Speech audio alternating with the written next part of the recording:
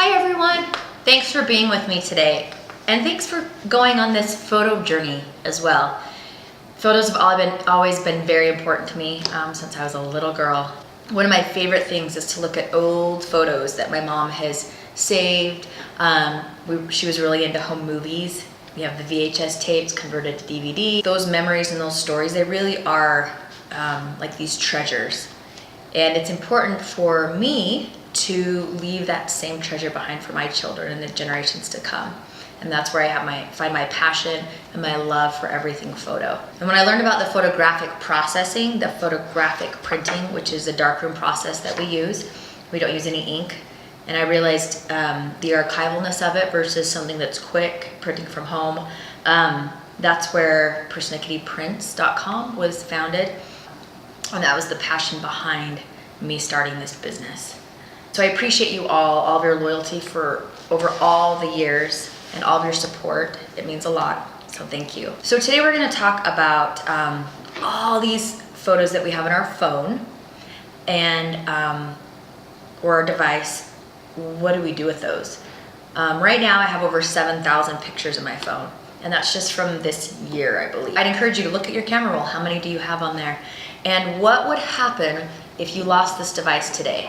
Because at least once a week, I get a phone call or a DM or an email asking if there's a miracle or some way that I can save somebody's photos when their phone landed at the bottom of a pool or in the bathtub or their child broke it.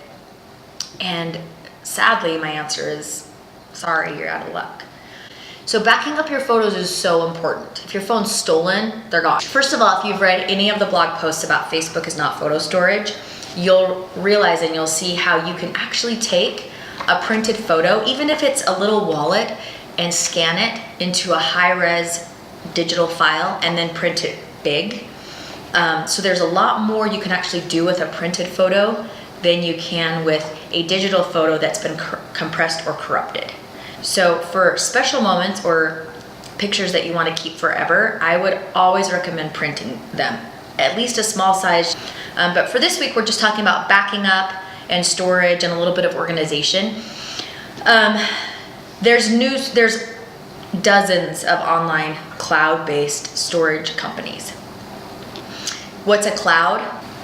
The cloud is cloud computing, where it's almost like having an external hard drive in these servers. And so there's backup after backup of servers, and when it's hosted on a server in the cloud, you can actually access it from anywhere. It's not just stuck on one piece of hardware. So there's pros and cons.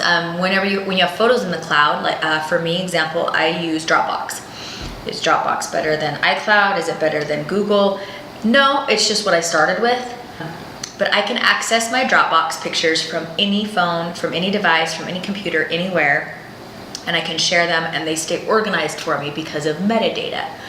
That's kind of a big word, so those of you that don't know what metadata is, it's the bit of data that is embedded into each image. So you may notice, and we can get into that, that's a whole other lesson, but your photo metadata holds the date, location, and some people it freaks them out, but that's how you can stay organized with when the photo was taken inside of these big cloud systems.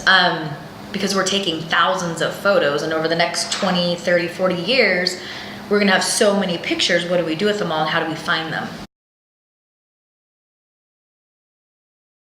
Once I've tagged a face in my faces here on my phone, in my camera roll, and I'll show you, you can go to albums, and there's an album already made. It goes camera roll, favorites, people. Click on the people album, and you'll notice faces of people that are in your photos. And so these are the most popular faces, and you're gonna click on one of those, and on the top it'll say add name. So when it says there are additional photos for review, it just wants to make sure that every person that it has found that has the same photo recognition is really that person. So uncheck the ones that do not belong. And then when you hit done, you can add a name at the top, and there you have named and tagged every picture of that person. So here I'm going to do Andrew. Hi Siri. Good afternoon, Jari. Please find all photos of Andrew. You'll need to unlock your iPhone first. And there we go. We have 93 pictures of Andrew. So this is a fun way to scrapbook, or if you're creating a poster for your child for their birthday. You can also search by location. You can search by, these photo recognitions getting smarter and smarter. I can say, find all the photos at a beach, and those photos will pull up. So that's a fun way to stay organized while on your phone. Now inside of Dropbox, and I'm going to show you a little bit of Dropbox only because this is the platform that I use. I'm going to list at the bottom of this tutorial in this class some of the top companies that they're all very similar. They're going to be similar in price.